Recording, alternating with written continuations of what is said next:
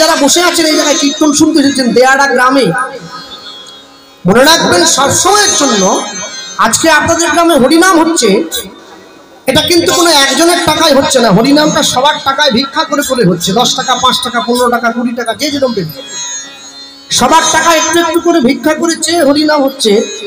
তাহলে আজকে মহাপ্রভুর যে ঘট বসেছে মন্দিরে, এই মহাপ্রভুর ঘট মন্দিরে বসার পর যে নামের সংকল্প হয়েছে, মনে রাখবেন হরিনামের কল্যাণ একার নামে কিন্তু হয়নি। ঘটটা যিনি সংকল্প করেছেন, যিনি সংকল্প করার জন্য কাছে বসেছেন, সেই সংকল্প কিন্তু একা কারোর নামে হয়নি, গোটা গ্রামবাসীর নামে হয়েছে। কেন বলুন তো? যাতে হরিনাম শুনে গ্রামের মানুষের কল্যাণ হয়। হরিনাম দেওয়ারা গ্রামের হরিনাম শুনে যত মানুষ কীর্তন শুনতে এসেছে, কীর্তন শুনে তাদের কল্যাণ তখনই সম্ভব হবে যদি গ্রামের মানুষ কীর্তন চলাকালীন তারা প্রত্যেকের গৃহে সকলে নিরামিষ সেবা করে। যে মাছ খায়, যে নিরামিষ খায়, আমি কোনো বিচার করছি না। যে কদিন গ্রামে কীর্তন হবে সে কদিন পর্যন্ত গ্রামের লোককে নিরামিষ সেবা করতে হবে, তবে গ্রামের লোকের কল্যাণ হবে, না হলে কল্যাণ হবে না। আপনার গ্রামে কীর্তন হচ্ছে, কীর্তনকে কেন্দ্র করে বাড়িতে মেয়ে জামাই এসেছে, আপনি মেয়ে জামাইকে খুশি করার জন্য ভালো মন্দ রান্না করে, মাছ মাংস রান্না করে খাইয়ে দিয়েছেন, তারা খাওয়া দাওয়া করে কীর্তন শুনতে আসছে, আপনার কল্যাণ হবে না। ভগবানের নাম শুনে, ভগবানের নাম সাধন করে ভগবানের কাছ থেকে কল্যাণ চেয়ে নেওয়া এত চারটিখানি কথা নয়, এর জন্য অনেক কষ্ট করতে হয়। সবসময় মনে রাখবেন, যতদিন পর্যন্ত গ্রামে কীর্তন হবে, যে কদিন পর্যন্ত মহাপ্রভুর ঘট গ্রামে বসে থাকবে, সেই কদিন পর্যন্ত গ্রামের মানুষ কোনো আমিষ আহার করবে না। কেন? কালকে যদি নগর সংকীর্তনে মহাপ্রভু বেরোয়, সকলের বাড়ি বাড়ি যায়, মানুষের পা ধোয়ায়, চাল দেয়, পয়সা দেয়। যদি আপনার বাড়িতে আমিষ রান্না হয়, আপনি মহাপ্রভুর পশরা যখন বাড়িতে যাবে, শিবাসঙ্গম থেকে বেরিয়ে আপনি সেখান থেকে আর বেরোতে পারবেন না। কেন? আপনি সেই কর্মপণ অধিকারী হতে পারেন না। হ্যাঁ, সব সময়ের জন্য মনে রাখবেন, যা শুনলে মানব জীবনে কল্যাণ হয়, যা শুনলে আমার জীবনের উন্নতি সম্ভব হয়, যা শুনলে আমার জীবনে সাধন ভজনের পথ পরিষ্কার হয়, যাকে ভজনীয় কথা বলা হয়, সেই কথা প্রচার করতে হয় হরিবাসরে দাঁড়িয়ে। যা শুনলে আমার জীবনের কোনো কল্যাণ হয় না, যা শুনলে আমার জীবনের কোনো মঙ্গল হয় না, সেই কথা হরিবাসরে দাঁড়িয়ে না প্রচার করা ভালো। কেন? মানুষ তো কনফিউজে পড়ে গেছে। আমি অনেক অনেক জায়গার লোক আমাকে প্রশ্ন করে, কৃষ্ণবাবু কি করি বলুন দেখি। বলে কি বলি বলুন? বলে তুলসী মালাটা পরবো না খুলবো?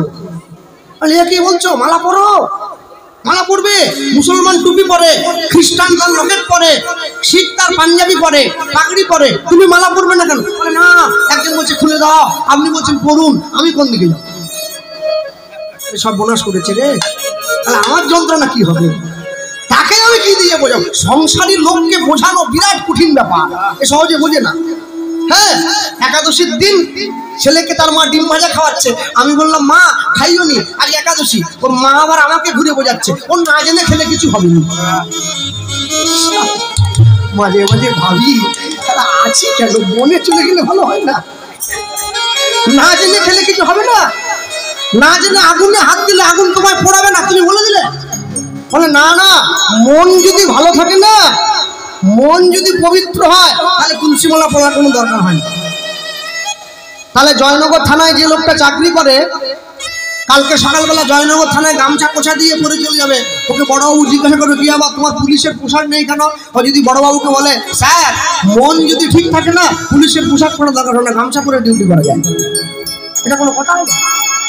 মালা প্রত্যেকে পড়বে, সব সময়ের জন্য মনে রাখবে, কোনদিনের জন্য। তুমি সনাতন ধর্মে জন্ম নিয়েছ, মালা পরবে। কেন? পোশাক পরা হয় লজ্জা ঢাকা দেওয়ার জন্য, মালা পরা হয় সনাতন সংস্কৃতিকে রক্ষা করার জন্য। কোনদিন মালা ছাড়বে না, তুলসীর মালা পরবে, বাড়ির ছোট ছোট ছোট ছেলে মেয়েদের পড়াবে, কেউ যেন মালা থেকে বাদ না যায়। হ্যাঁ, আর একটা কথা কি, যারা আমিষ খাও তারাও পড়বে, যারা নিরামিষ খাও তারাও পড়বে। অনেকে অজুহাত দেয়, আর বলবেন নি বাবু এখন মাছ ছাড়তে পারিনি, 80 বছর বয়স হয়ে গেছে, খাচ্ছে। হ্যাঁ, নিরামিষ যারা খাও তারাও মালা পরবে, আমিষ যারা খাও তারাও মালা পরবে। নিরামিষ যারা খাও তারা মালাটা কণ্ঠের সঙ্গে লাগিয়ে পরবে, আর যারা আমিষ খাও তারা মালাটা গলার থেকে নামিয়ে পড়বে। কেন জানো? লাইনে তো দাঁড়াও তবে তো ডাক পাবে, যদি লাইনে না দাঁড়াও তবে ডাক পাবে কি করে? যে কথা বলেছে সঙ্গে সঙ্গে ছুটে দাঁড়িয়ে গিয়েছে, আর দাঁড়িয়ে হাতটা ধরে নিয়েছে। হাতটা ধরে বিষ্ণুপ্রিয়া দেবী কাঞ্চনাকে বলে উঠছে, গোদা রূপে যাও বলিহারি,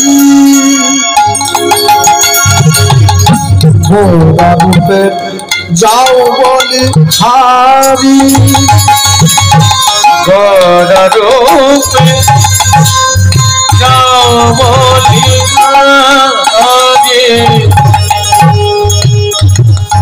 গোরা গোরা।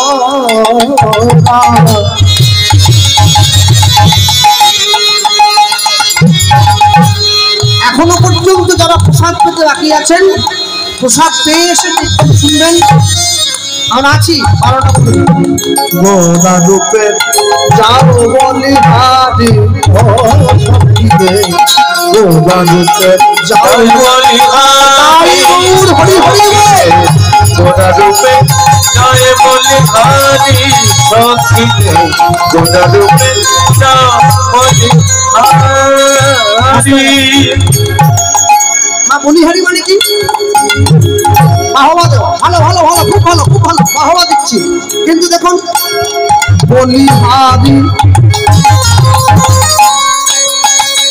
যতবার গোরা রূপের কথা বলি,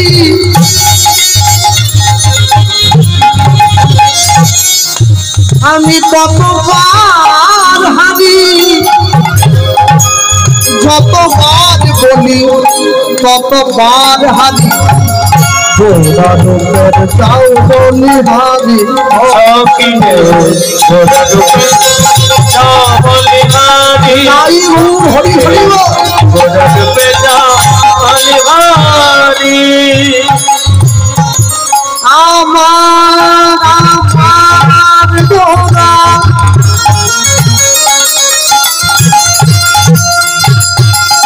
গোরা রূপের গোরা রূপে গোরা রূপে গোরা রূপে গোরা রূপে যাও বলিহারি, সখীরে গোদা রূপে জয় বলিহারি, সখীরে গোদা রূপে জয় বলিহারি। সেই গৌরাঙ্গ মহাপ্রভু দাঁড়িয়েছে, সে মানুষের সাজে, মানুষের বেশে, মানুষের পথে। আমরা বলতে গিয়ে বলতেই পারি, কি বলবো, কি বলতে পারি? এসেছে ব্রজের মাতা, ওই এসেছে আলো সখা, আয় তোরা দেখবি যায়, দেখবি যায় তোদের এই সোনার নদীয়া। এসেছে এসেছে ব্রজের মাতা, একটু হাত তোলা যাবে কি? হ্যাঁ, তালি দেওয়া যায়।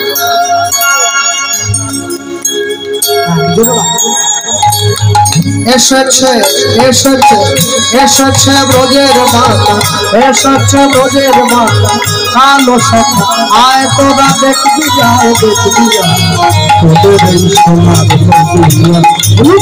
এসেছে এসেছে এসেছে ব্রজের মাতা, কালো সখা, আয় তোরা দেখবি গায়, দেখবি গায় তোদের এই সোনার নদীয়া, তোদের এই সোনার নদীয়া।